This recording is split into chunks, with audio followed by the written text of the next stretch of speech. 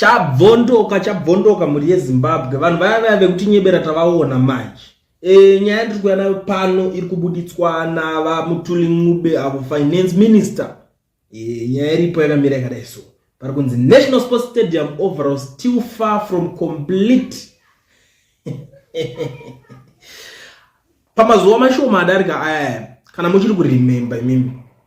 Pakabuda uyo muchinda anoitwa Nick Mangwana achitaura kuti National Sports Stadium update refurbishment of the National Sports Stadium in Harare is progressing well with completion of stadium water reticulation works being 65% complete, closed circuit television, CCTV, turnstile and venue operation control is 50% complete, and bucket seats installation is 35% complete. Urikuona zvinhu zviri apa pazvinhu zvakatotaura tikangotaura kuti zvingoroti zvinhu zvese zvikuitika pastadium rakatongopa half because tikada kuzobatadza mapercentage zvimwe zvava kuma 65%, zvimwe zvava ku 50 and 35.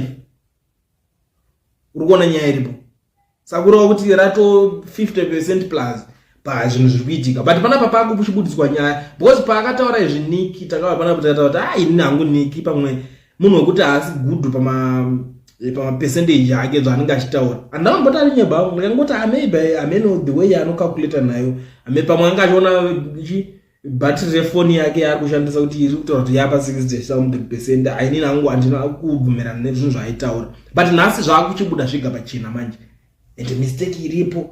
I don't think kuti vari kuita propaganda zedze vari kuzokangana kunoudza kana munhu wacho kana finance minister kuti kana wakunotaura takamborwa vanhu nepropaganda dzakadai saka you must be very careful shamwari, unofanira kugara uri in line of propaganda wakutaura. But kuparliament hakuna mahombwe iwayo manje ndopari kubuda nyaya panapa pari kunzi the refurbishment of the National Sports Stadium is still far from complete after finance minister Mutuli Ncube said Wednesday only 3.8 million out of a projected 25.4 million has been disbursed so far towards the process. He was speaking in parliament after he had been requested by MPs to give an update on the progress made so far towards the refurbishment of 60,000-seater sporting facilities since the beginning of this year. The engagements with the Minister of Sports, Recreation, Arts and Culture indication that the date only $6.75 million has been conducted, Ncube said. Thus added relates to infrastructural development including water reticulation system, installation of the security system such CCTV, access control equipment as well as ticketing system. Urikuona nyaya iri panapa, but ini nyaya iripo onai pari kutaurwa nyaya onai mari dzakutaurwa manje panapa. Mari dzese dzakutotaurwa kuti pari kutodiwa zve 25.4 million ndo mari yakudiwa panapa. But tikatarisa kumashure panapa pane uya muchinda the chairperson of the Premier League pakabuda chiti 5 million is required to make stadium usable. Murikuona 5 million yakataurwa na uyu akazvitaura musi wa zvakabuda around 30 June 2024. So I think yanenge azvitaura kuna 26 or 27 29 June ndo panenge abuda achitaura. But now tarisa manje zvakuitika mari dzakuchitaurwa iko zvinhu zvakuma 25.4 million ndo mari dzakutaurwa kuti dzinenge dzichase kuti chinhu chinge chichiita se chichishanda. But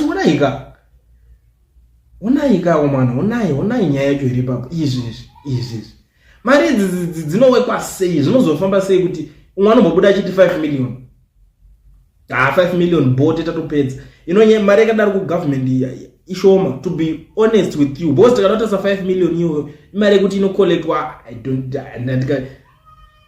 kana pasiri paday, because vanhu vanotora mari, government inotora mari, saka ndo zvinototinetsa. Because izvi so mukada kubvunza vanotora mari sei, I know kuti vamwe havamuzikisoni mari inotorwa sei. Chimonotarisa uone mapolicies ari kuizwa kwakaiswa chimwe zveso chokunzi kana uchida unotora mutero wemota vehicle license iya inenge ichitorwa unonga uchibhadhara neZBC license